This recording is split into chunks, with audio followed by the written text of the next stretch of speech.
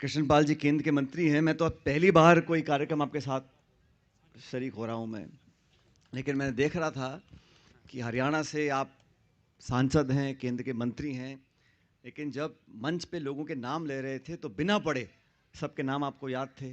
ये बहुत बड़ी बात है कि आप राजस्थान के सब लोगों के संपर्क में हो और सबको आप याद करते हो। और आपने जो योगदान दिया इस भवन के निर्माण में, उसके लिए आपका मैं बहुत बहुत आभार व्यक्त करना चाहता हूँ। और इस पर बाद में आऊँगा कृष्णपाल जी, मैं पहले सबको मैं बात बोल देता हूँ।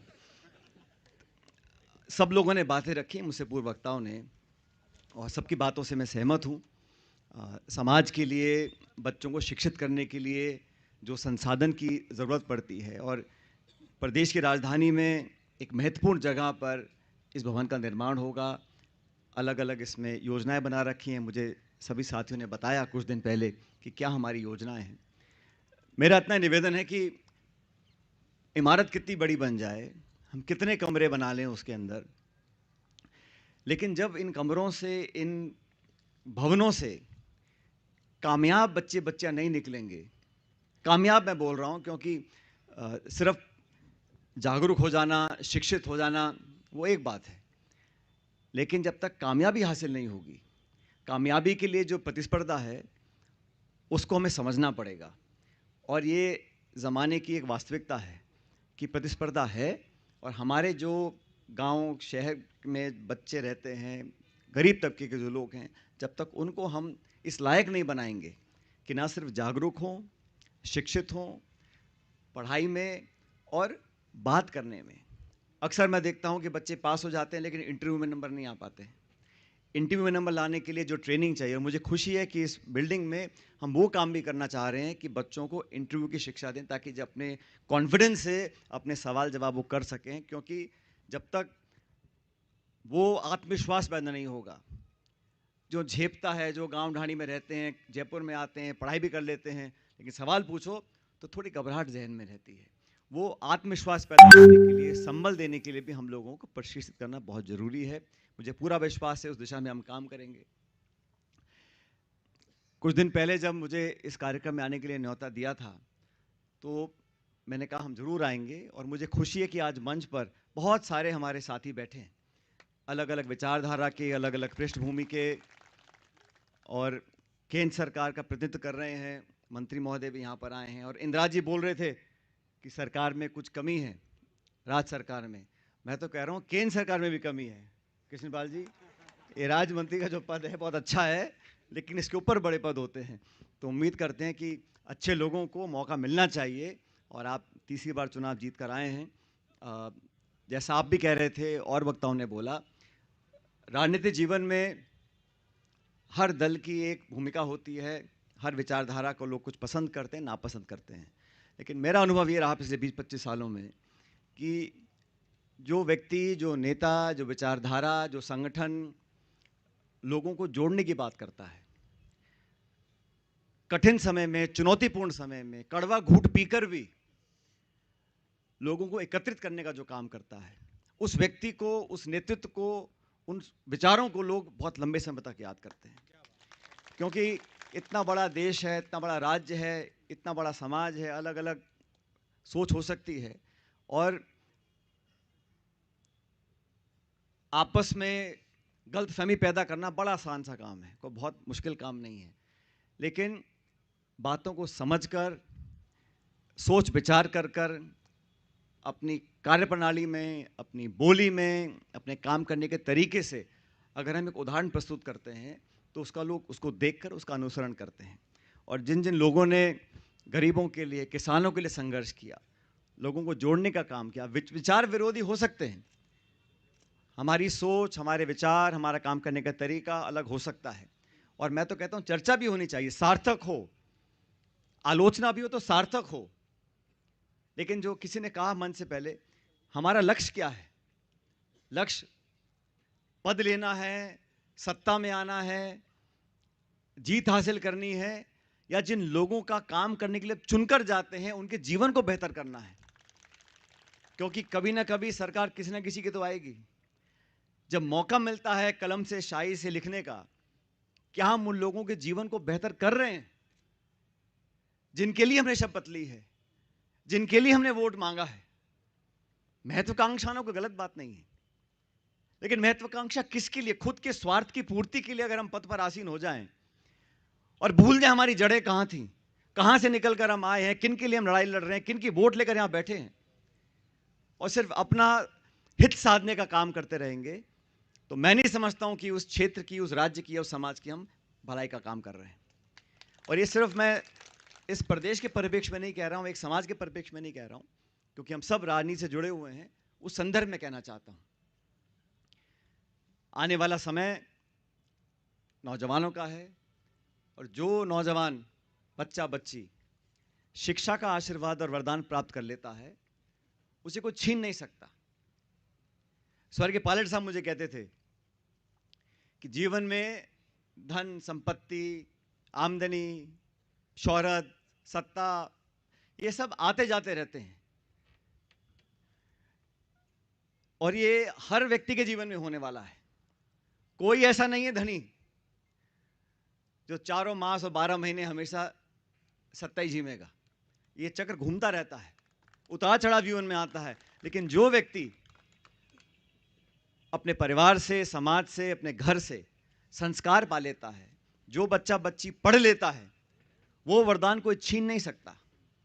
इसलिए शिक्षा पर ध्यान देना, बच्चों को, बच्चियों को आगे बढ़ने का मौका देना, ये हम सबकी सामूहिक जिम्मेदारी है।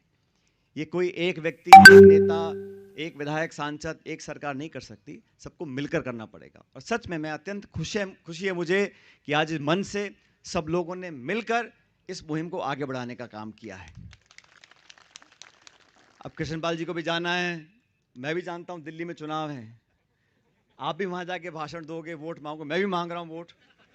अब जो होगा सो होगा, लेकिन हमें जो भी हम काम करें सच्चाई, ईमानदारी से करना चाहिए। और आजकल में मुझे दुख होता है कभी कभी, जब राजनीतिक संवाद जो है उसका स्तर इतना गिर गया।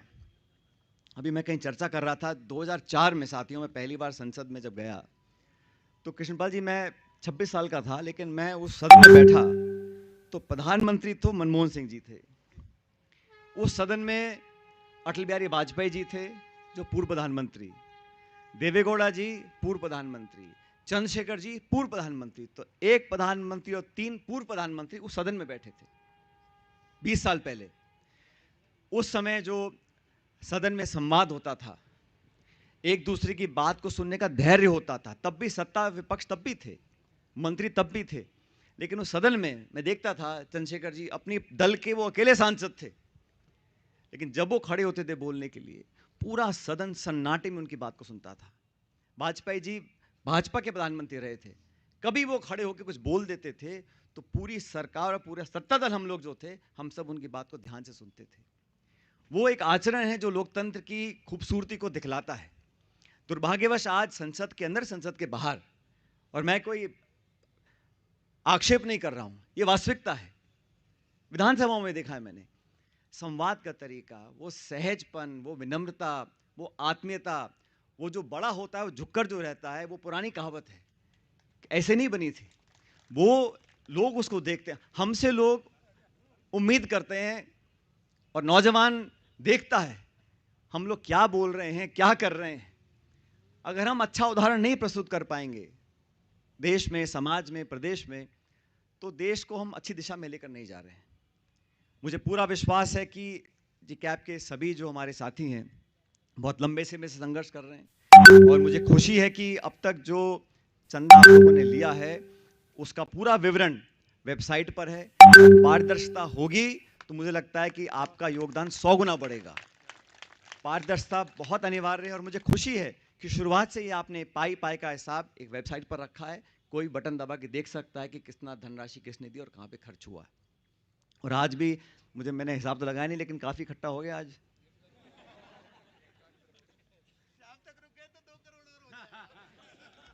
और रूप सिंह जी 2 दिन रुके तो 20 करोड़ कर दोगे यहाँ पे। भिवाड़ी में इतने दाम बढ़ गए जमीनों के, कुछ भी कर सकते हैं डॉक्टर साहब। लेकिन अभी मैं 2-4 साथियों से बात कर रहा था, तो मंत्री जी ने योगदान दिया, उसके लिए बहुत आभार, और सब साथियों ने बोला है।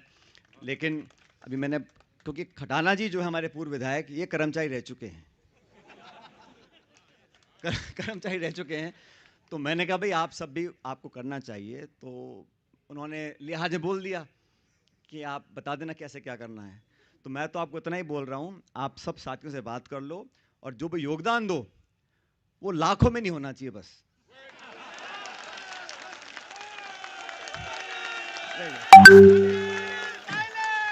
ये कोई एक व्यक्ति की बात नहीं है, ये सब। मुझे इतनी खुशी है, अजीत सिंह जी की जो माता हैं, अजीत सिंह जी की धर्मपत्नी, वो पेंशन में से पैसा दे रही हैं। आप कल्पना करो, एक महिला इस उम्र में कह रही मेरा बेटा जो करे सो करे, मैं अपनी पेंशन से पैसा दे रही हूँ। तो उन्होंने कुछ सोचा है, तो उन भावनाओं का हमें सम्मान करना चाहिए। और जितने हम सब लोग बैठे हैं, सिर्फ घोषणा नहीं करनी, इसको धरातल पर उतारना है। और जैसे मैंने शुरू में कहा, एक बहुत खूबसूरत इमारत खड़ी हो जाए, कांच की, संगमरमर की, उसमें आराम से हम लोग बैठ के ऑफिस में चाय कॉफ़ी पिएं। उससे बेहतर ये है कि हम अपना एक टारगेट रखें कि हमें आज से 3 साल बाद, 5 साल बाद इतने बच्चे बच्चियों को यहाँ पर पास करवाना है, उनको अच्छी शिक्षा देकर इस लायक बनाना है कि वो पदों पर बैठें। और जैसा अनुराज चले गए बोल रहे थे, जो पायलट साहब कहते थे, और मैं बचपन में जब भाषण सुनता था तो मैं समझता था, मैंने कहा ये मेरे पिताजी जो है एक ही बात को हर बार क्यों दोहराते हैं।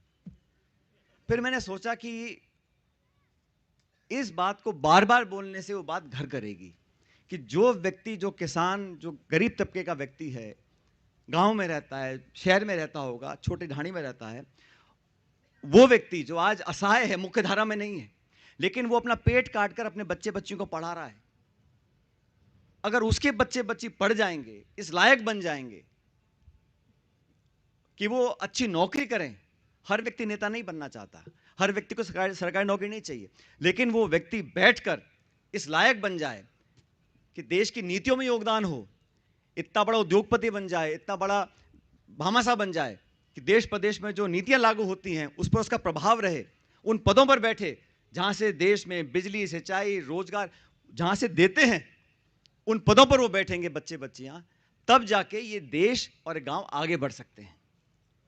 और इसलिए आज 25 साल बाद भी उन बातों में उतना ही दम है, और हम सब लोग प्रदेश के, देश के बहुत आगे आए हैं, लेकिन और आगे जाने की ज़रूरत है। और अभी मन से बोल रहे थे, देना भी आता है, लेना भी आता है। मेरा ऐसा मानना है